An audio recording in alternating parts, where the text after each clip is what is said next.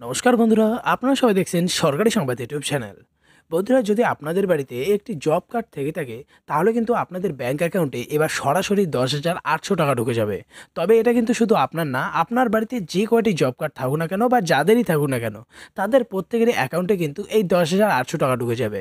এরই সাথে বন্ধুরা, যদি আপনারা আবাস যোজনায় ঘরের টাকা না পেয়ে থাকেন বা সরকারি ঘরের টাকা যদি এখনও পর্যন্ত না পেয়ে থাকেন আর যদি আপনারা আবেদন করে থাকেন, তাহলে কিন্তু আপনাদের জব কার্ডে এই আবাস যোজনার ঘরের টাকাও আপনাদের ব্যাংক অ্যাকাউন্টে ঢুকে যাবে। তো বন্ধুরা দেখুন, এই বিষয়ে এখানে হেডলাইনে বড় বড় করে বলা হয়েছে যে এইমাত্র বিরাট বড় ঘোষণা করলো মোদিজি। জব কার্ড থাকলেই পেয়ে যাবেন 10,800 টাকা এবং প্রধানমন্ত্রীর আবাস যোজনার ঘরের টাকা। কিভাবে আবেদন করবেন, কি কি ডকুমেন্টস বা কাগজপত্র লাগবে আর কারা কারা আবেদন করতে পারবেন, এই সব কিছুই আজকের এই ভিডিওটিতে আপনাদের আমি জানিয়ে দেবো। তো অবশ্যই কিন্তু ভিডিওটিকে একদম শেষ পর্যন্ত দেখবেন। এরই সাথে বন্ধুরা, যদি আপনারাও চান যে আপনাদেরও ব্যাংকের অ্যাকাউন্টে বা জব কার্ডে এই 10,800 সাথে ঘর বানানোর প্রথম কিস্তির টাকাটা ঢুকে যাক, তাহলে কিন্তু অবশ্যই ভিডিওটিকে একটি লাইক করবেন। এরই সঙ্গে লাল রঙের সাবস্ক্রাইব বাটনে ক্লিক করে বেল নোটিফিকেশনটা অল করে দেবেন। তো বন্ধুরা, প্রথমে আপনাদের জানিয়ে দেই যে এই টাকাটা কিন্তু আপনাকে কোনো 100 দিনের কাজের টাকা দেওয়া হচ্ছে না। এই টাকাটা আপনাদের দেওয়া হচ্ছে যাতে আপনারা চাষাবাদ, ছোটোখাটো ব্যবসা, সার, বীজ, চারাগাছ ইত্যাদি কিনতে পারেন।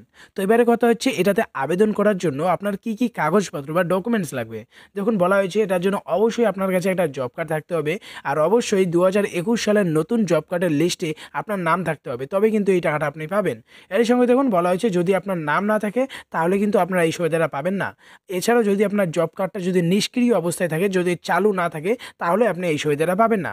এছাড়াও বন্ধুরা, আপনার আধার কার্ড থাকতে হবে, ভোটার কার্ড থাকতে হবে, এছাড়া আপনার যে কোনো একটা ক্যাটাগরির রেশন কার্ড থাকতে হবে, ব্যাংকের পাসবইয়ের জেরক্স কপি লাগবে আর 2 কপি কালার পাসপোর্ট সাইজের ছবি লাগবে। এবারে বলা হচ্ছে বন্ধুরা, এই প্রকল্পে আপনাদের কি কি শর্ত পালন করতে হবে। তো প্রথম শর্ত হচ্ছে অবশ্যই আপনার বার্ষিক আয়টা মানে পারিবারিক বার্ষিক আয় 1.5 লক্ষ টাকার নিচে হতে হবে আর আবেদনকারীর বয়স 18 থেকে 50-এর মধ্যে হতে হবে। এবার কথা হচ্ছে কিভাবে আর কোথায় গিয়ে আপনারা আবেদন করবেন। তো এখানে দেখুন পরিষ্কার করে বলা হয়েছে আপনার ব্লক, বিডিও বা এসডি অফিসে আপনি এটার ফর্ম পেয়ে যাবেন বা আপনাকে অনলাইনে এটার জন্য আবেদন করতে হবে।